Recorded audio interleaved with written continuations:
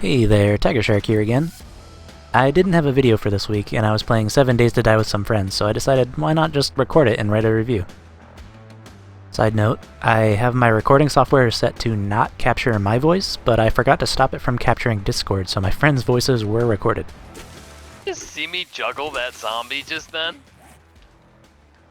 First shot ragdolled it, and I shot it with a second bullet before it hit the ground. I've been playing the game on and off since release, so I have a lot of thoughts. First off, if you don't know, the concept is basically a survival crafting game, but set in a zombie-infected post-apocalyptic world. During the day, the zombies aren't fast and you have time to loot buildings and craft resources and bases and stuff.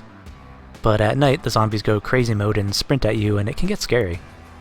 Then on the 7th day, a blood moon rises, and during the night a horde constantly spawns and they make a beeline for your location. There is no hiding during a blood moon.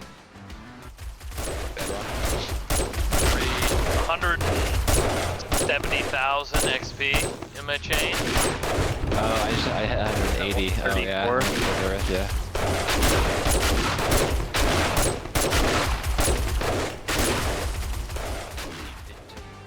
The blood moon will rise every 7th day after this, day 14, 21, 28, etc.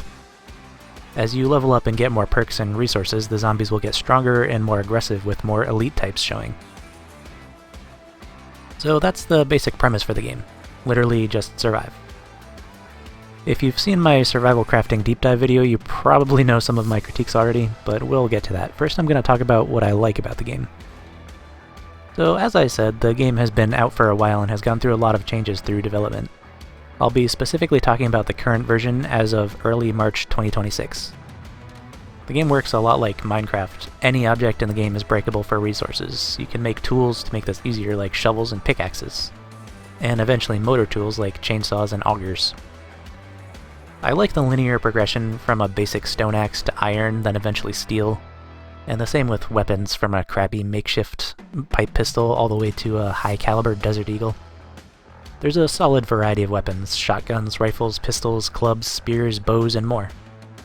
My personal favorites are the auto shotgun and the sniper rifle, both of which are the highest tier of their respective class. Ammo can be an issue early on, so you'll want to rely on melee weapons, but after a while you'll find a lot and craft it too. The levels and perk system are really solid for the most part, with multiple skill trees leading to some really useful perks. Anytime I start a new world, I rush the pack mule perks in the strength tree, which prevent you from getting overloaded when your inventory is full. One of my friends rushes the parkour perks in the agility tree, which allow him to jump higher and prevent fall damage. There are loads of perks that increase your crafting abilities, resource gathering, and physical attributes. It works a little odd. If you want the pack mule perks, for example, you have to invest points in the general strength tree first. Then the more strength you have, the higher levels of pack mule unlock. That does make it really hard to get all the perks you want, so you're better off focusing on one specific thing at a time. In the current iteration of the game, the way crafting, tools, weapons, armor, vehicles, and food works is by finding crafting books. For example, when I play with my friends, I usually specialize in vehicles and food, so every copy of Vehicle Adventures books goes to me, and each one I read gives me a point in the vehicle crafting skill. There are 100 points to get in this specific skill, and at certain thresholds you unlock the next tier of vehicle, starting with a bicycle and ending with a gyrocopter. My friends, on the other hand, specialize in other things. For example, one will focus on weapons. One of my other friends really likes mining for whatever reason, so he just goes ham on gathering stone and iron and stuff like that. Like, we won't even see or hear him for like an hour because he's off doing that on his own. Then we'll come back to our base and find like 10 storage crates full to the brim with resources. So honestly, playing with friends really is the way to go, because if I was playing alone, I'd have to be splitting my time and perks between all this stuff. Plus, it's an absolute blast, and you can get up to all kinds of shenanigans together.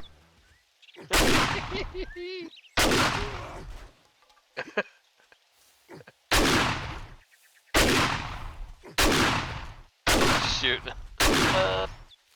Run away. Board night can be crazy.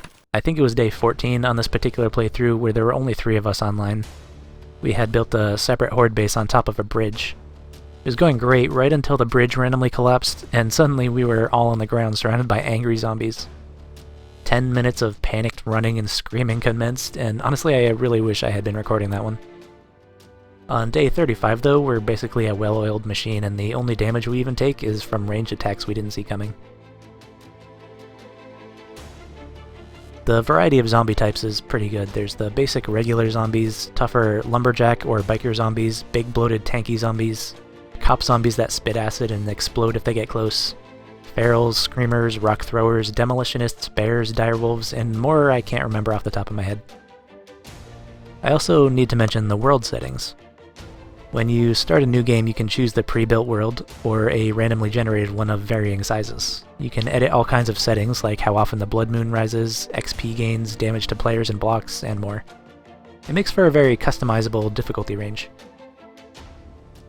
So, unfortunately, as always, I do have to get around to the negatives. I'm not really a big fan of the book system. It didn't used to be this way, but I can't really remember the old versions too well at this point. Locking certain items and things behind an RNG loot system is pretty annoying. You never know if you're actually going to find useful books or not. There are some things we've wanted to craft for ages but still haven't found the recipe books yet. Pretty sure you used to just unlock everything through the perk trees. The game can be a little buggy too. I've phased through floors and broken legs because of it. I've seen zombies glitch through walls or leap things they shouldn't be able to. The optimization isn't amazing either. I have a pretty solid laptop, and my friend just rebuilt a PC recently, and we still have to turn down settings sometimes, particularly on Horde nights. My friends who play on Xbox have massive frame drops to the point that Horde nights can be nearly unplayable. Oh yeah, crossplay is a thing and it works. Sometimes we have issues connecting with each other though. The easy anti-cheat program has caused us no end of connection issues. I also have to mention the same problems I brought up in my survival crafting deep dive. This game has no story, like not even a little. There are NPC shopkeepers who can give you quests, but they're just go to this place and kill all the zombies, or go here and grab the supplies and bring them back. The entire plot is survive to day 7, then do it again and again and again. That can be fun for a while, but I'm the type of gamer that really needs an end goal to work towards or I'll get bored. Playing with my friends helps a lot, because we can make our own fun and our own goals and keep each other entertained. And working towards something like the gyrocopter always keeps me going as well, but once I've accomplished that, it all starts to just be repetitive. I'm still going right now because I'm trying to do all the challenges and acquire certain perks, but these are just artificial goals I'm setting for myself to try and get more enjoyment out of a game I realistically wouldn't play if it weren't for the co-op. The game is still receiving updates, so things will be changed and added. Overall, I like it, but I hesitate to recommend unless you have friends to play with or unless you really don't care about plot. I suppose Minecraft players will enjoy it more than I do, since it's kind of a similar gameplay loop. But I can't play Minecraft for more than like 20 minutes anyway. I feel like I have more to say, but I can't remember. So anyway, that's all for this one, and as always, I hope you have a spectacular day. Just bump it all the way home. All the trees, just bounce, bounce, bounce.